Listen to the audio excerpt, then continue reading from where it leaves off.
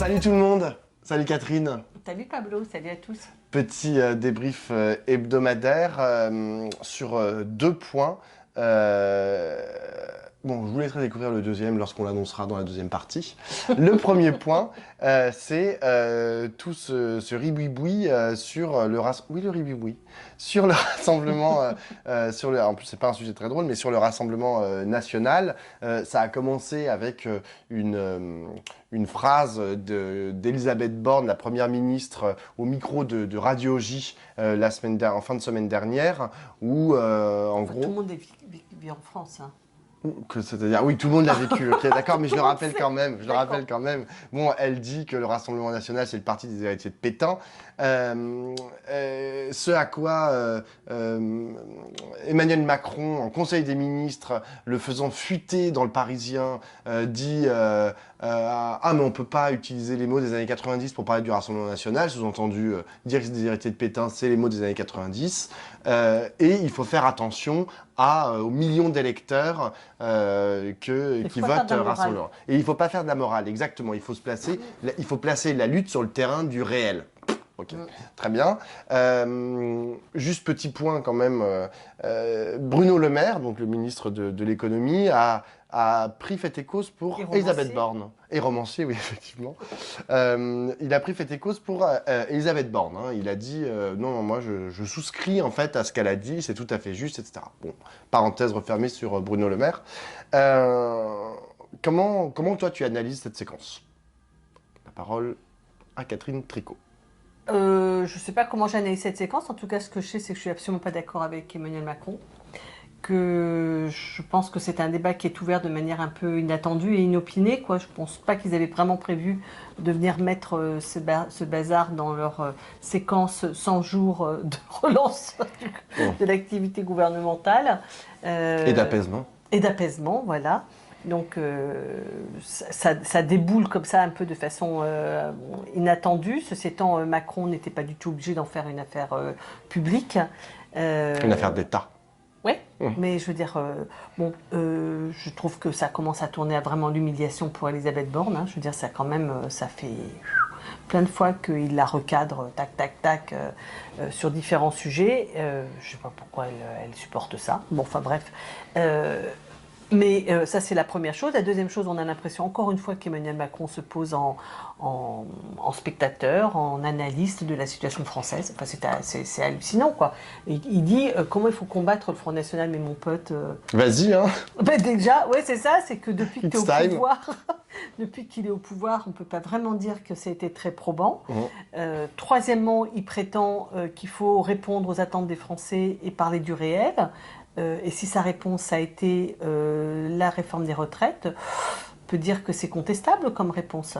Donc je trouve qu'il est vraiment très très mal placé pour venir donner des leçons de voilà comment on combat le Front National, parce qu'il ne prouve pas du tout par sa politique qu'il y parvient. Et puis enfin, il y a un désaccord, pour moi, radical sur la proposition qu'il fait, c'est-à-dire sa proposition, mais qui n'est pas que la sienne. Hein. Je dois dire que cette idée que le Rassemblement National, il faut le choper et lui faire des croche-pieds sur l'inanité de ses propositions, le fait qu'il est nul, qu'il n'est pas préparé, qu'il n'a rien à dire, qu'il fait toujours une politique pour les riches et qu'il n'a même pas voté l'augmentation du SMIC, etc. etc. C'est-à-dire là, j'élargis parce qu'il y a cette idée qu'on va casser le Front National en essayant de montrer qu'en fait, il est du côté des riches et du côté de la classe bourgeoise, et que donc, quand on aura fait de la révélation de la réalité de ses politiques, de ses pratiques à l'Assemblée, etc., c'est là qu'il va être démasqué. Moi, je ne le crois pas. Je ne pense pas du tout. Je pense que le Front National mène une bataille idéologique, culturelle, sur des valeurs, des principes fondamentaux, et que si on ne parvient pas à les prendre, nous, en charge, c'est-à-dire en particulier le débat très compliqué. Ce midi, on a déjeuné là, après l'interview avec avec Dominique Matonti. Frédéric Matonti, pardon. Avec Frédéric Matonti, on a discuté de ça tous ensemble. Cette question de la préférence nationale, comment tu... compte tenu que ce n'était pas un enjeu de simplement d'efficacité, même si on peut le dire, que le pays ne marcherait pas si on mettait dehors tous les immigrés et que on a besoin de toute cette main-d'œuvre pour faire fonctionner le pays dans toutes ces diverses situations. Moi, je crois que c'est pas faux de dire que ça ne marcherait pas, mais moi je pense que le venin il est beaucoup plus profond et que si on tape pas sur le venin, c'est-à-dire en fait, je le dis comme je le pense, hein, c'est-à-dire en fait sur une vision totalement déshumanisée, je crois qu'on s'ouvre les portes au fascisme dans ses formes nouvelles. Hein. J'entends bien que ça ne sera pas exactement les années 30, mais c'est quand même de ça dont il s'agit. Ouais, moi d'abord un petit point sur le rapport Emmanuel Macron et Elisabeth Borne. D'abord, tu as tout à fait raison de dire que c'est un camouflet pour elle et que même s'ils ont rappelé en fin de semaine que leur relation était parfaitement fluide, on a un peu de mal quand même à le croire. Je trouve ça d'autant plus choquant ce qu'a dit Emmanuel Macron, enfin sa reprise de volée sur la phrase d'Elisabeth Borne, dans la mesure où Elisabeth Borne, il faut quand même le rappeler, est la fille de rescapés de la Shoah et que ça lui donne en fait une légitimité dans sa parole et ça donne une perspective à son sentiment vis-à-vis de gens dont le parti a été fondé par des Waffen-SS et des nostalgiques de Vichy particuliers et qu'il aurait pu prendre avec, il aurait pu en faire un peu plus grand quart quand même de cette spécificité de la parole d'Elisabeth Borne, mais voilà, il en a eu absolument rien à foutre. Mais moi, ce que ça me dit aussi, c'est que le gouvernement, le parti présidentiel, n'a pas de stratégie, en fait, véritable sur la question du RN, puisqu'ils ne sont pas d'accord et qu'en plus, ils se le disent dans des médias interposés. C'est-à-dire qu'il n'y a aucun moment où ils se sont posés, là, au gouvernement, en Conseil des ministres, par exemple, ou je ne sais pas quand, pour dire, comment on fait face au Rassemblement national. Cette question n'a jamais été posée, parce que sinon, ils auraient une stratégie. Parti, hein. Bon, c'est vrai qu'il n'a pas de parti, tu vas me dire. Non, mais oui, non, mais il n'a qu'un mouvement. Oui, mais c'est pas le seul. Mais enfin, tu pourrais quand même avoir une stratégie. Tu vois, genre, dire voilà comment on fait, et puis après, les gens sont d'accord, pas d'accord, mais au moins, tu sais qu'il va y avoir un dissensus. Là, a priori, elle est partie comme ça, elle a balancé son truc, et puis les autres n'étaient pas d'accord. Bon, il y a quand même un sujet, un impensé. En fait, si la stratégie de lutte contre le Rassemblement national et l'extrême droite est un impensé au gouvernement, c'est un problème, à mon sens. Moi, je suis sûre qu'elle a été surprise de la reprise de volée, parce qu'en fait, ça apparaissait presque une banalité, ce qu'elle a dit. D'autant qu'elle l'a sorti immédiatement d'une mise en cause de la France insoumise. Oui, c'est-à-dire qu'elle dit que c'est un parti qui n'est pas comme les autres, mais que c'est la France insoumise. LFI, le marchepied. Voilà, que c'est LFI qui le fait monter. Donc, pour moi, elle est totalement... Elle pensait être raccord. Oui, raccord avec le discours ambiant qui est de renvoyer dos à dos et plus encore que de renvoyer dos à dos, c'est de considérer que la France insoumise est encore plus dangereuse que le Front National. Bon, ça, on en a déjà parlé ici. Donc, je pense qu'elle pensait... Et je pense que c'est Macron qui inverse le truc et qui, en fait, cherche à désidéologiser, donc à dépolitiser, à le ramener à une question, je dirais, d'argument contre argument.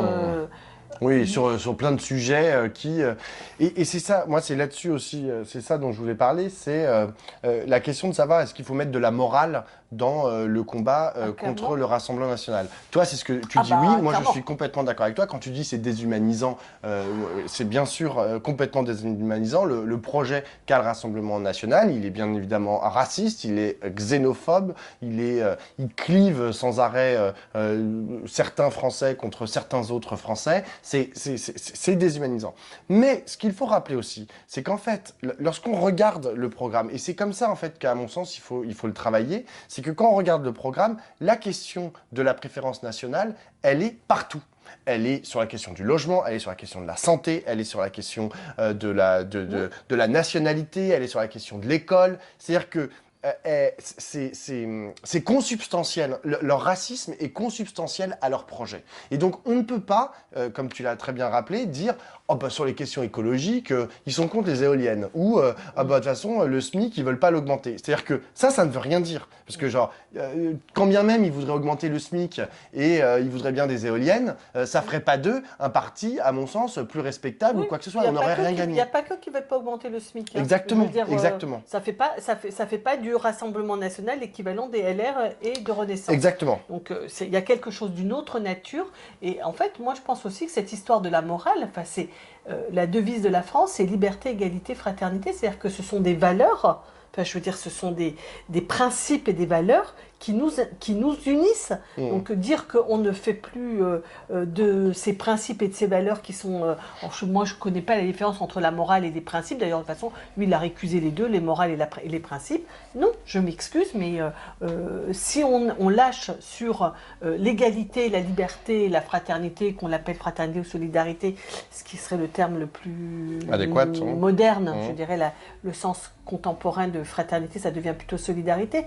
Mais enfin, je veux dire, si on n'est pas sur ça, on ne sait plus sur quoi on est, qu'est-ce qui fonde notre communauté. Notre communauté, elle est basée sur des valeurs et des principes. Autre point qu'a avancé Emmanuel Macron dans son très très court argumentaire qu'il a passé aux Parisiens, c'est la question des électeurs. Il a dit « Ah, c'est des millions d'électeurs, donc il ne faut pas les fâcher. » Eh bien, ça, c'est un... Enfin, à mon avis, on l'entend souvent, hein, on l'entend aussi dans la bouche des gens de gauche, de dire ah bah c'est les fâchés pas fachos, c'est des gens qui se trompent, c'est des gens, on leur ferait une autre proposition pas si loin, vous allez voir, on peut les récupérer, je sais pas quoi. Bon, Frédérique Matonti, elle a fait une proposition dans la midinale que je vous enjoins à aller regarder et écouter. Elle dit les gens qui votent Rassemblement National, les gens qui votent à l'extrême droite, ils sont pour la préférence nationale. Ils savent. Faut arrêter de croire qu'on va voter Rassemblement National juste parce qu'on a envie de réindustrialiser le Nord-Pas-de-Calais. C'est pas le cas. C'est la dimension xénophobe et raciste, la dimension de préférence nationale, elle est fondatrice, elle incite aussi le vote envers le Rassemblement National. En tout cas, elle est connue. Elle est connue, exactement. C'est pas à l'insu des électeurs. Exactement. Donc, lorsqu'on prend en considération ça, qu'est-ce qu'il faut faire? Il faut travailler la question. C'est-à-dire qu'il faut se dire comment est-ce que on revient en fait à des... On revient, ou je sais pas si on était parti, mais enfin, on trouve les voies et moyens pour reconstituer une société dans laquelle ces questions de préférence nationale, de racisme et de xénophobie soient rejetées, soient à nouveau ou enfin considérées comme en dehors de notre façon d'envisager le monde. Et aujourd'hui, j'ai un peu l'impression que certains et certaines, pour des raisons stratégiques, avec qui je peux avoir pas mal de points communs, mais pour des raisons stratégiques, ont un peu abandonné ce combat. Ils se sont dit, ah ouais, mais là, en fait, faut pas attaquer sur le racisme parce qu'on va forcément perdre, en fait. Puisque, genre, les Français sont racistes. C'était Coluche qui disait, en France, il vaut mieux être raciste qu'antiraciste parce qu'il y en a plus. Donc, et c'est vrai que c'est parfois on a un peu l'impression que c'est ce qui meut une partie des gens qui réfléchissent à la politique, et c'est excessivement problématique. Donc il faut rappeler, seriner et peut-être revenir, parce que moi il y a toujours un truc et je finirai là-dessus, mais il y a toujours un truc qui m'étonne, c'est putain, on est tous allés à l'école. La plupart des gens sont allés dans des écoles publiques et je connais les programmes, je les ai moi-même vécus, je les ai lus, les profs, etc. Enfin, et je vois pas où dans les programmes ils arrivent à voir autre chose que genre un projet républicain. Humaniste, alors avec des petites limites sur la question du colonialisme, on n'y est pas encore, même sur la question des femmes, etc. Tout n'est pas parfait dans les programmes, mais enfin, je vois pas où est-ce qu'ils voient les fondements. En tout cas, c'est pas par l'école en fait qu'on apprend les fondements du racisme. C'est donc par d'autres médiums. J'imagine la famille, j'imagine les fréquentations, j'imagine les réseaux sociaux, etc. Mais donc il faut peut-être s'attaquer à ces domaines-là, mais il y a un problème, tu vois, de où est le terreau de ce racisme-là, en fait? Pour moi, c'est le bouc émissaire. C'est-à-dire qu'en fait, devant la difficulté à comprendre notre monde, à comprendre comment il évolue, où va la France, où va la famille, où va le travail, où va l'argent, etc. La réponse du bouc émissaire est une réponse efficace, à défaut d'une autre. C'est-à-dire que, d'une certaine manière, le communisme et le socialisme dans les années 30 à 70 a proposé une autre explication du monde et qui aujourd'hui n'est plus là. C'est-à-dire que je pense qu'il y a la question du racisme en tant que tel, qui, pour moi, elle se combat au quotidien, elle se combat en s'opposant à l'imbécilité. Donc la culture, ça en fait partie. Pour moi, je l'ai déjà dit ici, je pense qu'il faut reconstituer du tabou, c'est-à-dire qu'il y a des choses qui ne peuvent pas être acceptées, qui ne peuvent pas être dites et qui sont intolérables. Donc, et je pense que le tabou, de ce point de vue, a sauté ou ça a pris notamment à l'égard des musulmans, c'est invraisemblable ce que tu as vécu hier. Oui, sur BFM. Sur BFM, c'était terrifiant. Donc voilà, je pense qu'il faut reconstituer du tabou, et ça c'est de la responsabilité de toutes les institutions de remettre du tabou. Et puis par ailleurs, ce qu'il faut, c'est réexpliquer le monde. Sans ça, les explications seront du côté du bouc émissaire, et qui a l'avantage d'être à la fois une explication et une solution. Le bouc émissaire. Si tu lui tapes dessus, tu rétablis l'ordre que tu ne comprends plus, tu retrouves des moyens de contrôler ta vie, quoi. Donc c'est cette disparition d'une explication du monde intelligible et partagée ouvre la voie à ça. C'est pour ça que c'est un combat qui est un combat politique, c'est un combat de valeurs, et accessoirement peut-être aussi un combat de crédibilité, montrer que c'est pas crédible. Mais pour moi, franchement, c'est le dernier maillon de l'affaire, parce que les gens qui disent des choses pas crédibles, même la gauche, et même souvent la gauche dit des choses pas crédibles, et c'est pas pour autant qu'on va la condamner. Je veux dire, moi je suis du côté aussi souvent de l'utopie, et l'utopie elle n'est pas toujours très crédible, mais elle permet de rêver un peu plus loin avant même la crédibilité. Donc la crédibilité ne peut pas être un critère ultime de décision, quoi. Oui, mais tout à l'heure je me faisais la réflexion. On disait, c'est une critique qui parfois est souvent d'ailleurs adressée à la gauche. Ah, mais vous êtes angéliste. Non, mais la critique en angélisme, non, mais elle est importante parce qu'en fait, je m'en suis rendu compte hier sur le plateau de BFM, en fait, ça retourne complètement les valeurs et l'accusation. C'est-à-dire que tu fais une proposition et on te dit t'es angélique et tout d'un coup tu deviens le problème en fait et ta proposition devient le problème alors même que à la base elle a rien d'un problème, tu vois. Enfin, les bons sentiments, voilà, c'est ça. Le monde des bisounours. Voilà, super. Il faut avoir des mauvais sentiments. Oui, exactement.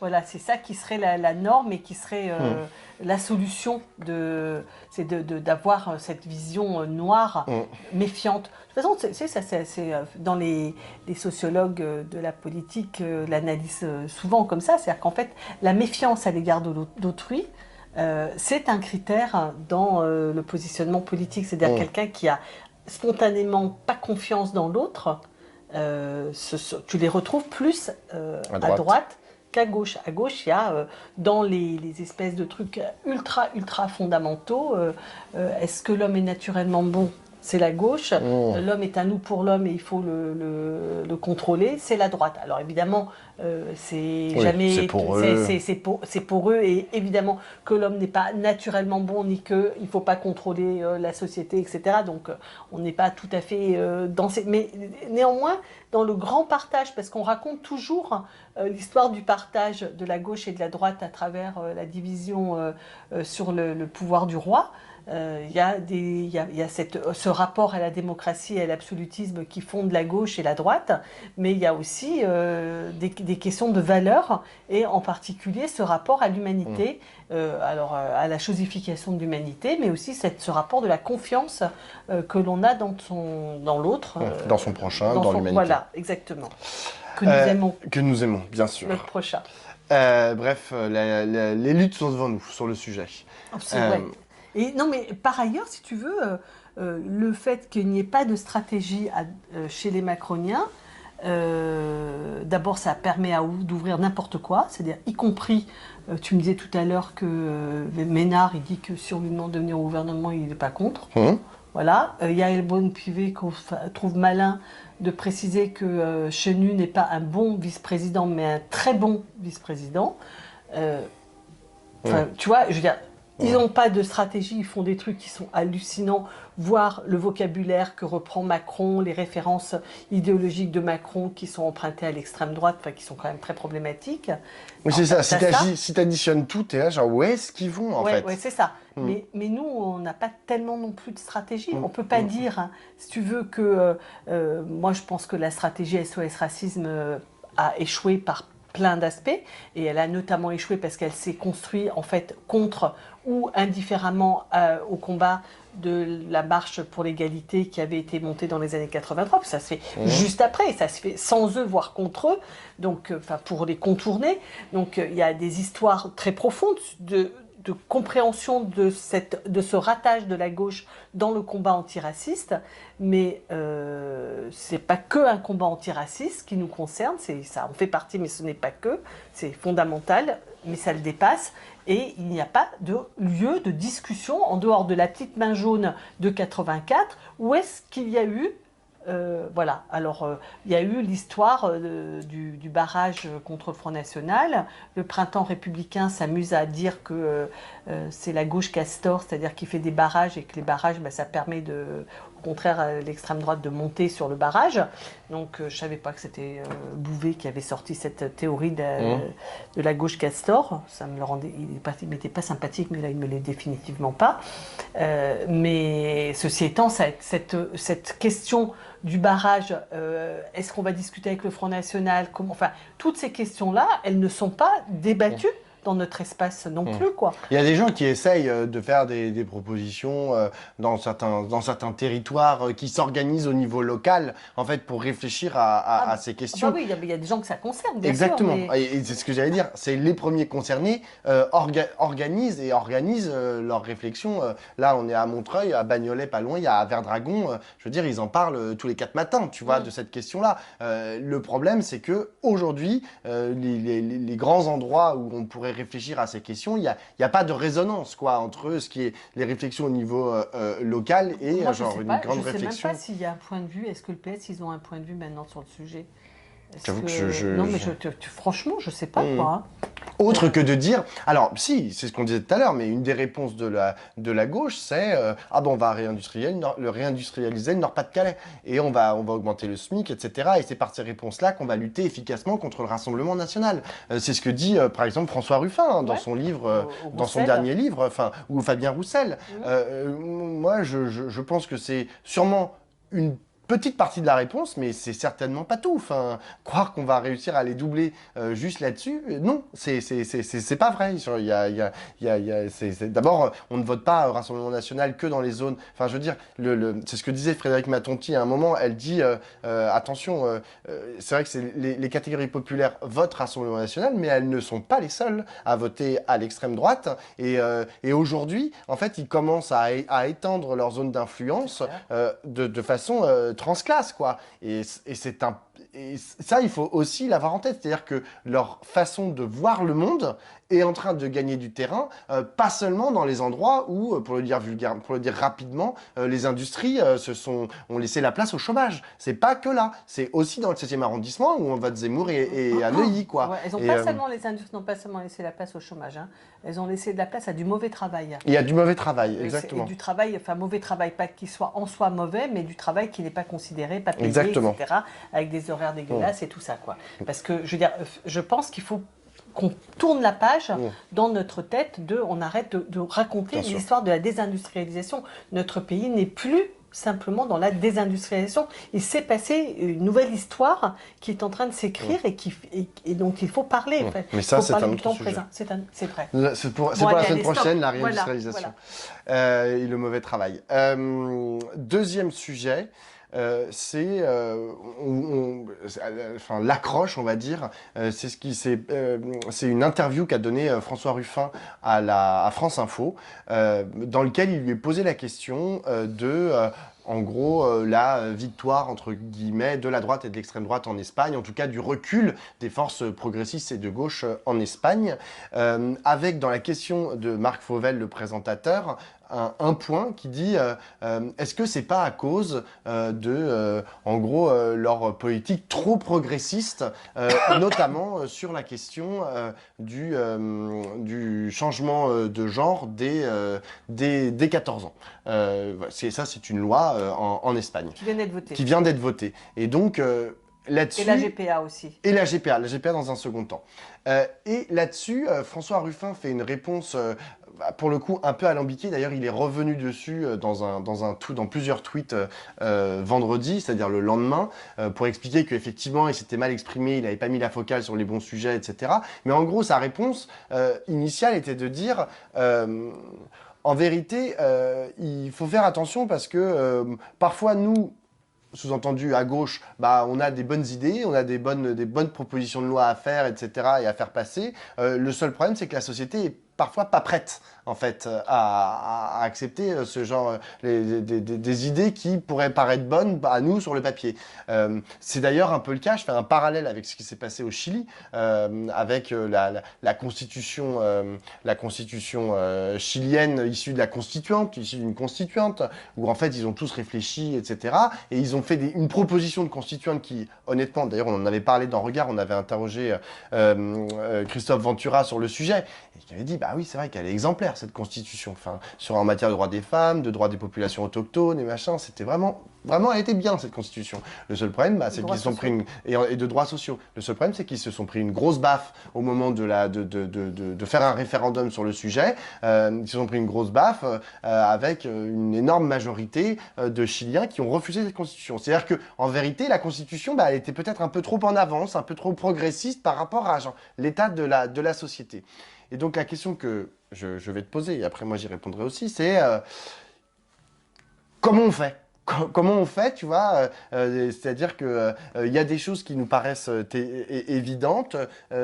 Qu'est-ce qu'on en fait ? Comment est-ce que, par exemple, là, on parle de droits de minorité. Qu'est-ce qu'on fait avec ces droits de minorité ? Est-ce qu'il faut avancer, dire, en fait, il n'y a pas le temps, on peut pas laisser passer une génération ou 10 ans avant de faire passer des lois qui sont des lois, parfois c'est des questions de vie ou de mort, hein, la question du changement de genre. Donc, est-ce qu'on attend une génération avant de faire passer l'autorisation de changer de genre à 14 ans ? Ou est-ce qu'on le fait passer tout de suite, tout en provoquant le retour de bâton qu'ils ont eu en Espagne. Alors, en fait, il y a eu un ensemble de questions qui se sont posées historiquement, c'est sur ces 20-30 dernières années, qui ont un peu suscité ce genre de questions. Tu as eu toute la question autour de la mort. Enfin, c'est aussi hyper touchy comme question, c'est-à-dire ceux qui sont totalement opposés et puis ceux qui pensent qu'il faudrait avancer. Et puis, c'est-à-dire qu'en fait, il y a des sujets comme ça qui sont à la fois des sujets qui, comme tu dis, pour les personnes qui sont concernées, c'est des questions tout à fait essentielles, fondamentales, mais qui engagent en fait pas simple. Enfin,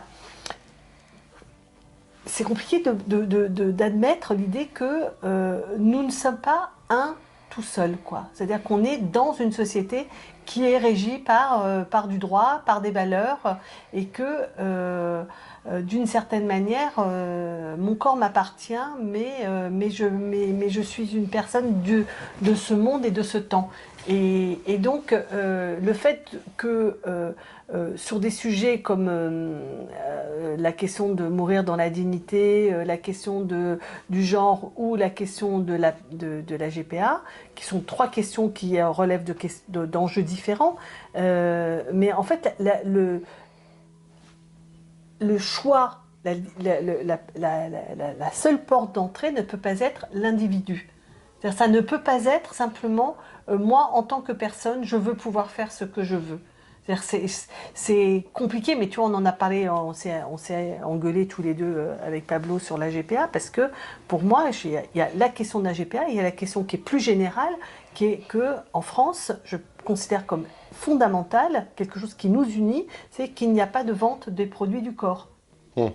Et que donc, dans ce sens, la GPA, pour moi, ça romprait, en dehors du fait que je ne crois pas être d'accord avec la gestation pour autrui. La gestation pour autrui, elle n'est pas gratuite, et que donc, ça veut dire qu'on ouvrirait cette boîte de Pandore, que je trouve dramatique si on l'ouvre, voilà. Et donc, ce que je veux dire, c'est que sur ces sujets-là, je pense qu'il faut y aller doucement, enfin doucement. C'est pas simplement lentement, c'est avec prudence, avec doigté. Je trouve que les conférences de consensus ou les conférences citoyennes sont de bons lieux pour ce genre de questions, pour essayer de les mettre à plat, de les ouvrir, et que même à l'intérieur de la gauche, je trouverais ça pas absurde. Moi, je sais que, par exemple, la France Insoumise a fait de la question du droit à mourir dans la dignité et donc du droit à l'euthanasie une question sur laquelle ils ont pris une position. Comment te dire ça, je suis pas ultra convaincue de cette position personnellement, quoi. C'est-à-dire que je préférerais qu'on mette l'accent sur le fait de vivre dans la dignité et qu'on mette vraiment des moyens sur l'accompagnement dans la vie jusqu'au bout. Je veux bien qu'on ne peut pas tout polariser sur les quelques personnes exceptionnelles qui sont dans la très grande souffrance, et quand on est dans la très grande souffrance, il y a quand même les lois Leonetti, etc., qui permettent de le régler. Donc, je ne veux pas faire de mon point de vue un absolu, mais j'ai pas envie qu'on m'impose un autre point de vue. J'ai pas, tu vois, et cette engueulade qu'on a eue tous les deux sur la GPA, qui recouvre des engueulades très violentes sur la question de la prostitution aussi, des femmes, etc. Enfin, pas seulement des femmes, enfin, les féministes sont très très opposées à la prostitution en général. Certaines, peut-être la majorité, mais pas toutes. Historiquement, elles sont très opposées à la prostitution. Il y a un certain courant qui le conteste, mais qui, peut-être parce qu'il est naissant et qu'un jour il subvertira le féminisme historique, mais historiquement, les féministes sont contre la prostitution et elles sont très majoritairement contre la prostitution. Bon, pour moi, je peux entendre qu'on en discute, mais je n'ai pas envie qu'il y ait une prise de position politique qui m'impose un point de vue sur des sujets comme ça, qui soit contraire à des enjeux qui sont, comme dirait l'autre, moraux et de valeur. Alors, ouais, il y a 2 points. Le premier, j'ai juste une toute petite parenthèse sur la GPA pour rappeler quelques trucs. La GPA, tu dis que c'est un échange marchand nécessairement. C'est pas obligatoirement un échange marchand, hein.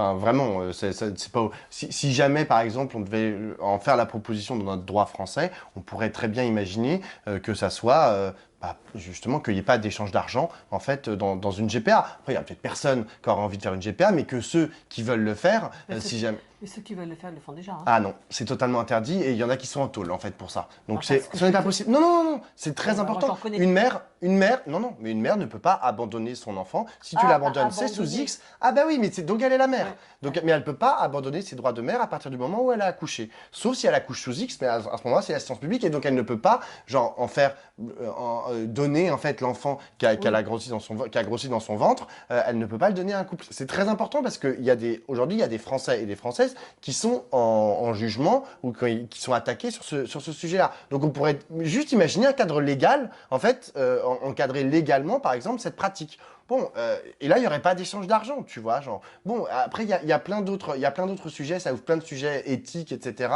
sur, effectivement, le rapport au corps, etc. Bon, mais moi, après, tu as parlé de la question de la fin de vie, tu as parlé de la prostitution, etc. Mais là, c'est des sujets où toi, tu te poses des questions en fait par rapport à ce que la gauche propose. Moi, j'irais un peu plus loin encore. Il y a des sujets en fait qui sont des sujets très importants pour nous, mais que voilà, si tu considères, comme par exemple le font certains analystes politiques ou certaines personnalités politiques, qu'en gros, bah, tu as 2 tiers des Français qui sont à droite ou à l'extrême droite. Si nous, on arrive à gagner par effraction en 2027, genre, on fait comment en fait pour faire passer des lois qui arrivent à retirer l'approbation de beaucoup de gens, Bah, tu vois. pour moi, c'est Qu'est-ce un vrai qu'on fait? problème de pas- Exactement. quand tu Qu'est-ce gagnes qu'on fait par- des racistes en fait? Bah, gagner par effraction, je regrette. Non, mais je c'est dis pas par gagner. effraction. Non, mais Mais Emmanuel Macron a gagné par effraction. Et Non, là, mais- il passe tout comme ça, Bah, à la schlag. oui, bah, tu vois. on voit qu'il brutalise la société. Exactement, exactement. Et tu veux que je te dise un truc que j'ai découvert, en fait, je sais pas pourquoi, mais je ne le savais pas, que Salvador Allende au Chili, il a été élu avec 36% des voix. C'est-à-dire qu'en fait, la gauche au Chili n'est pas majoritaire historiquement. En 73, elle ne l'était pas. Et quand il y a eu des élections, là, c'est pareil. Ils ont été élus, le gouvernement de Boric et la constituante, ils ont été élus sur une minorité. Et donc, c'est comme quand la France insoumise dit si on était tous ensemble, on serait le premier groupe et peut-être qu'on pourrait être, je sais pas, avoir le Premier ministre, par exemple. Moi, je regrette, mais pour moi, c'est vraiment le début. Je ne dis pas que je suis contre, mais ça ne nous dit pas comment on s'en démerde. Parce que avoir une France, en effet, à 60-70% de droite, voire d'extrême droite, bah, tu fais pas une politique progressiste. Hein, exactement. Et en plus, la question, tu dis 36%, et après tu dis ils n'avaient pas la majorité. Mais même si tu es à 51%, tu vois, si tu as 49% des gens qui n'ont pas voté pour toi, ça reste un problème. Ça reste une question. On dirige en ayant un rapport avec l'état du pays qui n'est pas homogène. Et moi, ce que je veux mettre en rapport, en fait, voilà, cet état de fait, en fait, qu'une société, n'en déplaise à certains, un peuple, n'en déplaise à certains, ne sera jamais homogène, en fait, sur énormément de sujets, et globalement sur la direction que ce peuple voudrait que le pays prenne. Bon, ça ne marchera pas, il n'est pas homogène, le peuple. Néanmoins, derrière, il y a des politiques, il y a des lois qui font souffrir des gens, qui tuent des gens. Tout à l'heure, on parlait de la question du racisme, on parlait de la question de la prostitution ou la question du genre. La question du genre, en fait, si demain, par exemple, admettons que le changement de genre, aujourd'hui, par exemple, c'est très compliqué. Donc ça met énormément de gens en souffrance, en fait, dans notre société. Voire, certains, ça les exclut, en fait. Il y a des gens qui n'ont même plus envie de vivre, tellement c'est compliqué de changer de genre, tellement c'est compliqué que ça soit accepté dans la société, mais que ça soit aussi accepté par l'état civil. Qu'est-ce qu'on fait demain si on arrive au pouvoir? On dit, bah attendez, on attend un peu, mais ces gens, en fait, sont en souffrance. Et moi, c'est ça. Et c'est là qu'est et pareil pour la... Pablo, par exemple, cette question du changement de genre, on ne peut pas ne pas voir ce qui vient de se passer en 10 ans. Bah, c'est incroyable la transformation qui a lieu en 10 ans. Mais il y a des gens qui n'ont pas envie d'attendre, en fait. Et je comprends qu'ils ne veuillent pas attendre. Non, mais la question, je la comprends parfaitement. D'ailleurs, il y a beaucoup de femmes qui ont passé quelques centaines d'années. Exactement. Mais je veux dire, la transformation d'une société, c'est du combat collectif qu'on gagne et qu'on perd. Enfin, moi, je veux bien qu'on se raconte qu'on va plier la société pour permettre à chacun d'être dans sa vie. C'est pour ça que je disais tout à l'heure, le rapport à l'individu. Oui, on est à la fois, je pense qu'il faut élargir les espaces, les droits individuels, mais on reste dans un collectif qui est régi par des principes et des valeurs, et que c'est ça qu'il faut faire bouger, et que c'est pour ça qu'on se préoccupe. Je veux dire, ce que tu admets sur le plan des combats sociopolitiques, économiques, tu l'admets, c'est la même chose pour la question des droits individuels qui nous touchent dans notre intimité. C'est-à-dire que s'il n'y a pas de majorité pour, je sais pas moi, prendre l'argent aux riches, c'est pas possible.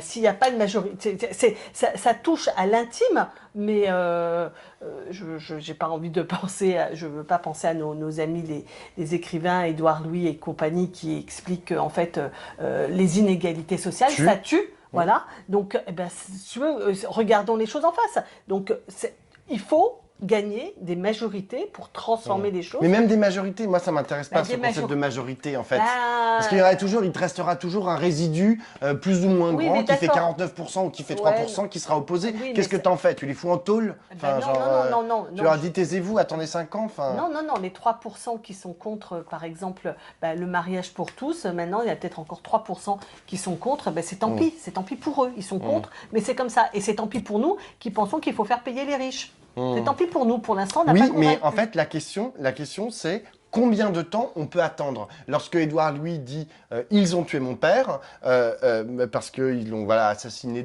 par des lois qui considèrent comme scélérates et profondément criminelles, Édouard Louis, il n'a pas envie d'attendre un an de plus parce que un an de plus. Et en fait, moi je veux bien qu'Édouard Louis n'a pas envie, mais je veux dire néanmoins Édouard Louis n'a pas le pouvoir de tout changer. Oui, mais nous non plus on n'a pas envie.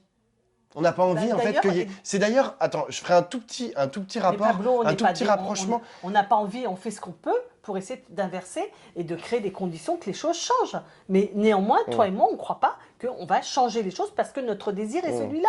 Donc le combat politique, il est celui d'essayer de conquérir une dynamique et des forces suffisamment nombreuses pour que ça change et que cela concerne des droits collectifs ou des droits individuels. Mais je vais te dire, en fait, la question, c'est de savoir où est-ce que tu mets la puissance. Et je crois que toi comme moi, on est persuadé que la puissance n'est pas que à la loi et à l'État. C'est-à-dire que si tu crois que quand tu prends les rênes de l'État, si tu as la majorité au Parlement, c'est-à-dire que tu fais les lois et puis après que tu les exécutes, si tu crois qu'à ce moment-là, c'est bon, tu vas pouvoir résoudre tous les problèmes, c'est très simple, de toute façon, tu as le programme, il suffit de l'appliquer. Si tu crois ça, alors, très bien, mais nous, on ne croit pas à ça. Non. En fait, le problème, c'est que la société, elle est faite aussi de dynamiques sociales qui sont beaucoup plus profondes que juste, genre, une loi qui est votée à l'Assemblée nationale et que c'est ça qu'il faut travailler, en fait. Mais c'est vrai. Mais après, il faut aussi comprendre qu'il y a des gens qui veulent aller peut-être plus vite que la société. Mais les gens qui veulent aller plus vite, moi je suis hyper contente qu'ils soient là. Moi je ne suis que d'accord avec l'existence. À gauche par exemple, je pense que c'est très intéressant qu'il y ait des pôles différents, qu'il y en ait qui poussent dans un sens, d'autres pas. C'est ces dynamiques-là qui sont intéressantes. Je ne dis pas, moi je peux me trouver des fois du côté des forces les plus radicales, etc. Mais j'ai quand même conscience que nous sommes utiles à faire progresser le rapport de force, la conscience, l'acceptation, tout ce qu'on voudra. Mais tant qu'on n'a pas gagné, on n'a pas gagné. Et tu vois, la question de Ruffin, sa réponse, moi, elle me montre que... elle n'est pas... pourquoi elle a interpellé beaucoup de monde? Parce que François Ruffin, évidemment, tout le monde sait qu'il a commencé sa campagne. Il fait une campagne électorale. Il veut être élu président de la République. Et s'il ne l'est pas, en tout cas, il veut être au plus haut et peut-être élu. En tout cas, c'est ça son... Et donc, qu'est-ce qu'il dit? Il dit, là, la société n'est pas mûre. En fait, il dit, je n'irai pas là parce que aller là, c'est m'annihiler, finalement. Et il l'avait déjà dit, je me souviens, à propos de Mélenchon, quand Mélenchon avait dit « la police tue ». Toi et moi, on était d'accord, la police tue. Moi, ça ne me choque pas. Mais Ruffin n'avait pas tort aussi, en disant, quand on a dit ça, on ne s'est pas fait comprendre. Donc, le problème de la politique, c'est à la fois... C'est pour ça qu'il faut qu'il y ait des lieux différents. Moi, ça ne me dérange pas. Toi, quand tu vas dans des télés, et moi aussi, on ne se sent pas tenu par le cadre officiel des organisations politiques. Nous ne sommes pas des élus. On est libre de notre parole. Et que nous, on est libre de pousser le plus loin qu'on croit pouvoir le faire. Mais quand on est quelqu'un qui a vocation à rassembler, on ne peut pas faire abstraction du point de convergence possible si tu vises à faire avancer le schmilblick. Et c'est d'ailleurs... Si tu es lutte ouvrière, c'est pas grave. Mais j'en veux pas à lutte ouvrière d'être lutte ouvrière. C'est ça que je veux dire. Je trouve ça très bien, moi, qui développent leur discours. Mais ils n'ont aucunement l'intention de rassembler une majorité de Français. Mais c'est d'ailleurs toute la difficulté, à mon avis, de François Ruffin, mais de tous ceux et celles qui veulent être candidats ou candidates communs pour la gauche en 2027. C'est-à-dire qu'il y a le projet qu'il va falloir proposer aux Français pour réussir à emporter une majorité au second tour de l'élection présidentielle, si jamais il ou elle y est. Mais il y a auparavant réussir à se faire accepter par l'ensemble des forces de la gauche, c'est-à-dire à la fois les partis, on va dire les 4 partis principaux, mais aussi les antiracistes, les féministes, chacun dans leur diversité, les gens qui sont sur les questions LGBT+, etc. Et tout ça, si jamais, et François Ruffin le sait très bien, mais tous les autres le savent très bien, si jamais tu te fâches en fait avec une grosse partie des antiracistes parce qu'au nom d'un projet qui te porterait au second tour, qui te permettrait de gagner au second tour, bah c'est raté. Enfin, tu peux arrêter tout de suite, tu vois. C'est-à-dire que, en fait, ces deux marches, parfois, sont un peu contradictoires. Parce que il va falloir montrer des gages, en fait, à toute cette gauche politique, associative, intellectuelle et syndicale, plus ou moins radicale, leur dire, je vais pouvoir être votre candidat, mais derrière... genre quand même réussir à faire une proposition aux Français qui réussissent à battre ou bien Édouard Philippe ou bien Marine Le Pen. Et c'est cette difficulté-là, et tu peux pas tout changer en 2 semaines. Parce que ça, je sais qu'il y en a qui espèrent, tu vois, tu te dis, en 2 semaines, tu vas voir, je vais leur emballer ces pesées, je vais leur faire un nouveau projet, etc. Je pense que c'est pas ça l'objectif. Mais voilà, c'est là qu'elle doit être la puissance du projet. Réussir à emmener tout ça, tout en emmenant tous les Français. C'est pour ça que ce problème de la radicalité, que moi j'aime pas, mais enfin, ce qui est devenu l'acception générale du mot radicalité, c'est-à-dire l'espèce de truc un peu jusqu'au boutiste, alors que radicalité, ça veut pas dire ça, pas forcément en tout cas. Ben c'est très problématique parce que si cette culture-là s'impose et qu'elle est dominante ou qu'elle a une force extrêmement puissante, mais ça nous rend impossible de trouver un accord, ne serait-ce qu'à gauche, et alors a fortiori avec le reste du pays. Donc cette idée qu'il faut aller toujours au plus loin et accompagner ceux qui sont les plus radicaux, pour moi, c'est non seulement un problème parce que ça isole, mais en plus c'est un problème parce que ça nous rend l'acception même à la limite, quand on est soi-même un militant des causes qui nous importent, ben, d'accepter qu'on pèse tout ce qu'on peut pendant un certain moment, puis à un moment, ben, il faut prendre acte du rapport de force pour pouvoir proposer un projet acceptable. Donc cette culture au quotidien de la militance radicale, moi je pense qu'elle risque de nous claquer au visage.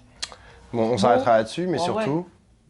Le 6. Tous dans la rue mardi 6 contre les retraites, bien sûr, avec, on espère, un vote le 8 juin. Non, mais contre les retraites et puis contre cette gestion mais complètement dingote, hein, antidémocratique absolue. Allez, dans la rue mardi. Ciao. Voilà, ciao.